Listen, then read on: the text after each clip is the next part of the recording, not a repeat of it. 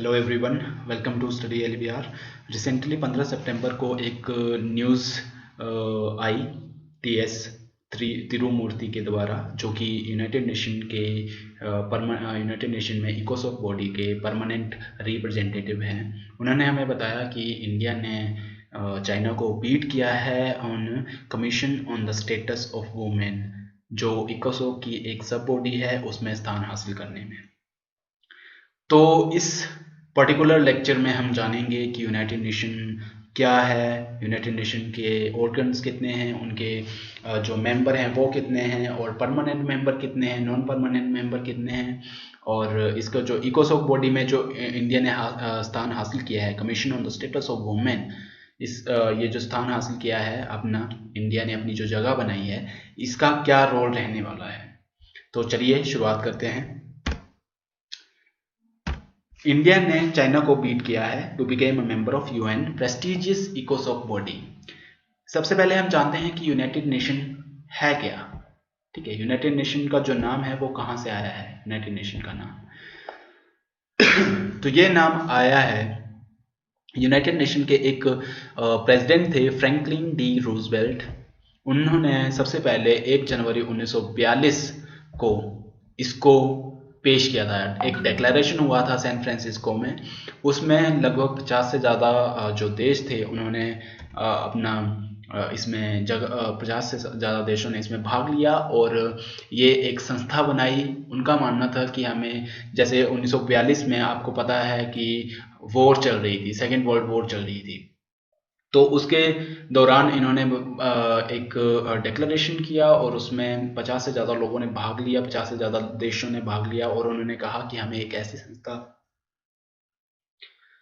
ऐसी संस्था बनानी चाहिए जो कि पीस कीपिंग हो, पूरी दुनिया में शांति बनाए रखने में हेल्प करे लोगों की, और उसकी एक मिलिट्री हो, ताकि वो सभी जगह जहाँ पे भी हमें चांसेस लग रहे हैं कि वॉर हो रही है, तो उस जगह वो अपनी मिलिट्री को भेज सके पीस कीपिंग करने के लिए। ठीक है, तो ये सबसे पहले 1 जनवरी 1942 ईस्वी में यूज किया गया। लेकिन अगर हम इसकी एग्जिस्टेंस की बात करें तो ये आया हमारा 24 अक्टूबर 1945 को, और इसीलिए हम यूनाइटेड नेशन डे भी सेलिब्रेट करते हैं। कब? 24 अक्टूबर को, हर साल। ठीक, अगर हम उस समय की बात करें, 24 अक्टूबर 1945 को जब ये बना, तो इसका एक चार्टर बनाया गया, चार्टर रेटिफाई किया गया कि इसमें क्या क्या होगा। तो वो चार्टर जो था वो रेटिफाई किया गया था चाइना द्वारा, China, France, Soviet union, United kingdom, the United state and a majority of other signatory. जैसे कि मैंने बताया कि इससे ज़्यादा ये 5 जो देश थे ये मेन मेंबर थे उस समय भी और आज भी, लेकिन इसके अलावा और भी कई कंट्रीज थी जिन्होंने अपनी सहमति इसमें जताई। ठीक है, सोवियत यूनियन, उस समय का सोवियत यूनियन, आज का हम जिसे हम कहते हैं रशियन फेडरेशन, जो रशिया का पार्ट है। ठीक है, उस समय सोवियत यूनियन मतलब यूएसएसआर, उस समय जो यूएसएसआर था, आज का वो रशियन फेडरेशन है, उस देश को हम काउंट कर सकते हैं इसमें। यूनाइटेड नेशन में मेन ऑर्गन्स कितने हैं और इसके जो परमानेंट मेंबर हैं, अगर हम उनकी बात करें तो इसके जो मेन ऑर्गन हैं वो हैं हमारे 6 मेन ऑर्गन हैं: general assembly, security council, the economic and social council and the Trusteeship Council, the International Court of Justice and the United Secretariat। जो ये the international court of justice है, इसका एक ऑर्गन 6 में से। ठीक है, हमने अभी जिस ऑर्गन में अपना स्थान हासिल किया है, the economic and social council में, जो हमारा सब बॉडी है इसकी, commission on the status of women में, उसमें हमने इंडिया ने जो है वो स्थान हासिल किया है। लेकिन इसके अलावा अगर हम बात करें तो the international court of justice के बारे में आपने सुना होगा।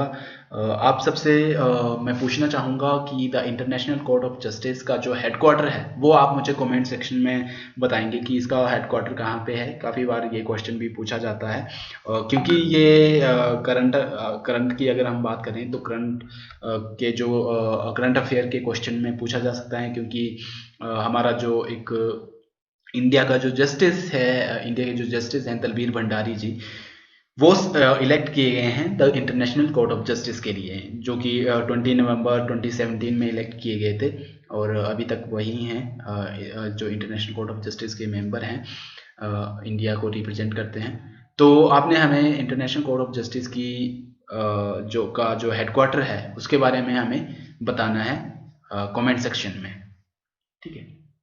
अगर हम इसके परमानेंट मेंबर की बात करें तो मैंने पहले भी आपको कहा था कि China, France, Russia federation, United kingdom and United state जो हैं वो इसके परमानेंट मेंबर हैं। और अगर हम नॉन परमानेंट मेंबर की बात करें तो नॉन परमानेंट मेंबर जो हैं वो 2 साल के लिए टर्म होता है इसका। 2 साल के लिए हर कंट्री के पास मौका होता है कि वो 2 साल के लिए नॉन परमानेंट मेंबर बने यूनाइटेड नेशन का, और ये जनरल असेंबली के लिए इलेक्ट किए जाते हैं 2 साल की टर्म के लिए, ठीक है। अब हम बात करते हैं commission on the status of women की। Commission on the status of women से पहले अगर हम जानें तो हमें ये चीज़ पता होनी चाहिए।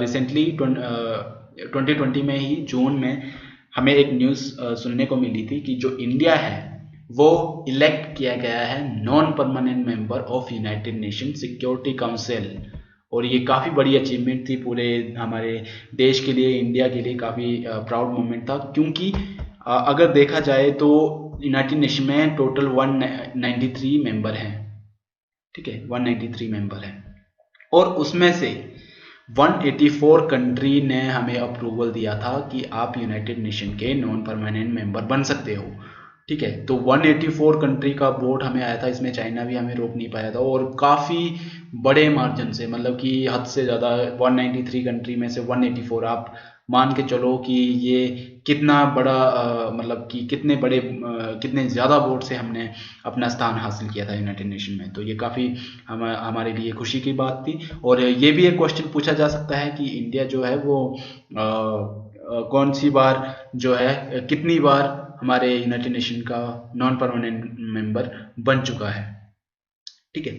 तो अगर हम उसकी बात करें तो 8th टाइम जो है वो इंडिया जो है वो हमारे सिक्योरिटी काउंसिल, यूनाइटेड नेशन में सिक्योरिटी काउंसिल का मेंबर बन चुका है। और इसके अगर हम टर्म की बात करें तो 2 साल का टर्म होगा, जैसे कि मैंने पहले आपको बताया, और 1 जनवरी 2021 से इसका हमारे देश का टर्म स्टार्ट होगा और 2022 तक चलेगा, ठीक है। अब हम बात करते हैं इकोसोक की, इकोनॉमिक एंड सोशल काउंसिल की।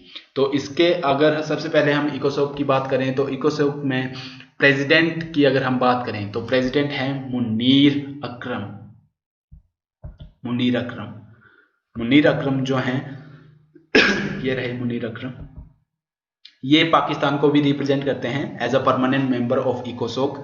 जैसे कि हमारे इंडिया को की अगर हम बात करें तो इंडिया के जो रिप्रेजेंटेटिव हैं, परमानेंट रिप्रेजेंटेटिव, वो हैं टीएस तिरुमूर्ति जी, ठीक है। वो इंडिया को रिप्रेजेंट करते हैं, परमानेंट रिप्रेजेंट करते हैं इकोसोक में। और इकोसोक की एक बॉडी है commission on the status of commission, जिसमें कि इंडिया ने स्थान हासिल किया है। और मुनीर अकरम जो हैं वो 23 जुलाई 2020 को इलेक्ट किए गए थे एज अ प्रेसिडेंट ऑफ इकोसोक। ध्यान रखना ये प्रेसिडेंट भी हैं इकोसोक के, और एम्बेसडर एंड परमानेंट रिप्रेजेंटेटिव भी हैं पाकिस्तान के, ठीक है। ये चीज आपने ध्यान रखनी है। अब बात आती है कि इंडिया ने चाइना को बीट किया है किसमें, to became a member of UN prestigious इकोसोक बॉडी, ठीक है। यूएन की काफ़ी प्रेस्टिजियस इकोसोक बॉडी है ये, economic and social council, commission on the status of women. और ये commission on the status of women a body of economic and social council, इसकी एक सब बॉडी है। मतलब economic and social council United nation की का एक ऑर्गन है, और इकोनॉमिक एंड सोशल काउंसिल की एक बॉडी है commission on status of women, ठीक है। और इसमें इंडिया ने अपना जो स्थान है वो हासिल किया है। ये एक जनरल असेंबली की एक फोटो है, आप देख सकते हो यहाँ पे कितनी भीड़ है और काफ़ी ज़्यादा लोग यहाँ पे हैं, हर देश को रिप्रेजेंट करते हैं। 193 कंट्रीज़ होती हैं इसमें। कोई भी जैसे अगर पीस कीपिंग दुनिया में कहीं भी कोई युद्ध चल रहा है या फिर कहीं पे कोई कॉन्फ्लिक्ट है तो उसको सॉल्व यहाँ पे यूनाइटेड नेशन में अगर उसका मुद्दा यहाँ पे रखा जाता है तो उसको यहाँ पे सॉल्व किया जाता है। ठीक है, अब बात करते हैं commission on status of women की। तो commission on status of women है क्या? तो ये है एक प्रिंसिपल है, is the principal global intergovernmental body exclusively dedicated to the promotion of gender equality and the empowerment of women. मतलब कि ये किसको रिप्रेजेंट कर रहा है? ये जो एक बॉडी है commission on status of women, ये एक बताता है कि जेंडर इक्वालिटी क्या है वुमेन के लिए, वुमेन एम्पावरमेंट के बारे में हमें बताता है, और ये एक फंक्शन करता है commission of the economic and social council में। ठीक है, और ये इस्टेब्लिश कब किया गया था? कब किया गया था? 21 जून 1946 में इकोसोक रेजोल्यूशन के अंडर इसको इस्टेब्लिश किया गया था। सॉरी। और इसका काम क्या है? Commission on status of women की अगर हम बात करें तो इसका काम क्या है? ये प्रमोट करता है वुमेन्स के राइट को, कि उनके क्या अधिकार हैं, उनको किस तरह से हम देश में कई जगह पे, कई देशों में औरतों को कम अधिकार दिए जाते हैं, तो उनके राइट को ये प्रिजर्व करता है ये कमीशन। ठीक है, और रियलिटी बताता है औरतों की कि क्या क्या दशा है, पूरे दुनिया में क्या व्यवहार किया जाता है औरतों के साथ, उसको ये बताता है। ठीक है, इसके अलावा हम बात करें कि दुनिया में कहीं भी अगर कोई भी किसी के साथ, किसी भी औरत के साथ कुछ गलत व्यवहार हो रहा है तो उसकी आवाज़ को यहाँ पे उठाया जाता है, उसको शेप दिया जाता है, और एक ग्लोबल स्टैंडर्ड में बताया जाता है कि जो जेंडर इक्वालिटी है और जो वुमेन एम्पावरमेंट है वो काफ़ी ज़्यादा इम्पोर्टेंट है पूरे हर देश के लिए, हर मतलब कि पूरी दुनिया के लिए। ठीक है, तो ये चीज़ है commission on the status of women में हमें पता होनी चाहिए। ठीक है, कि commission on the status of women का वर्क क्या है। और अगर हम बात करें तो इस commission on the status of women में जो 3 मेन कंट्रीज थी, उन्होंने इसमें पार्ट लिया था, इंडिया, अफगानिस्तान एंड चाइना। ये तीनों सोच रहे थे कि हमारा स्थान बन जाए। तो इसमें जो सक्सेसफुल रहे वो इंडिया, अफगानिस्तान सक्सेसफुल रहे। इन्होंने काफ़ी ज़्यादा अच्छे इलेक्शन, मतलब कि 54 मेंबर जो थे वो इनके पक्ष में थे। ठीक है, मतलब कि इनके बीच का जो गैप था वो 54 था, इंडिया और अफगानिस्तान की बात करें।